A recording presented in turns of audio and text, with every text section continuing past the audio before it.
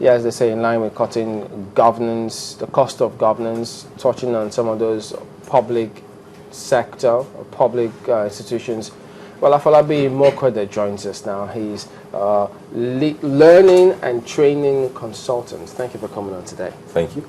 Well, looking at this policy of government, and yes, we do know technical skills, vocational skills, and universities also involved here, but how do we restructure all of this to ensure that at the end of the day, because some employers tell you, it comes down to the skills that you have and what you're able to do with them. Do we miss out in all of this, or how should we focus to ensure that these are achieved while still cutting costs of governance? Okay, thank you very much. I think what is critical is for every development there is education and there is training.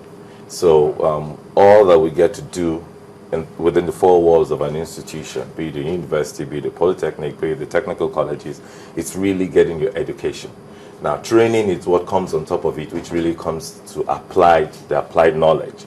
You know, that's what skills really is all about. And at the end of the day, you really can't get skills in the four walls of an institution. You can, they can help you to harness your skills, you know, but then it's really in the workplace that you perfect your skills. Because again, with every skill, there's specialization as you go across the various sectors of the workforce. Now, so when you begin to come into the policies that the government is looking at, personally, I have no issues with the scrapping of Neco and the reforms of Jamb. The first thing I did this morning preparing for this was to look at, with Neco, let's take it one by one. With Neco, honestly, from day one, I didn't understand why we had to create Neco. So that's the honest truth. I think we're doing well with WAEC. I think we had gone through different reforms. Initially, we were doing it was all GCE O levels, and then you had the A levels, you know, and then at some point, just early 90s, I remember then, it was late 80s, 85, 86, was the late Professor Fafunwa, then the Minister of Education, who then changed it with the 6334 system, and then we moved to creating SSE, which now was no longer O levels, was a little above O levels, but then was also not A levels. So we're in between, and I know it's still a confusion for the international bodies, because I schooled in America, and I know that when we went back, when we crossed over for investors in the States, they had to evaluate our credentials, you know, because you're not O levels, you're not A levels, you're in between somewhere, you know. So and both of them were being administered by WAEC, so really and truly, and I think WAEC has been doing a good job. We're yet to have anyone complain about the standards of WAEC or about the quality of our examinations in WAEC. So I think we're doing quite well.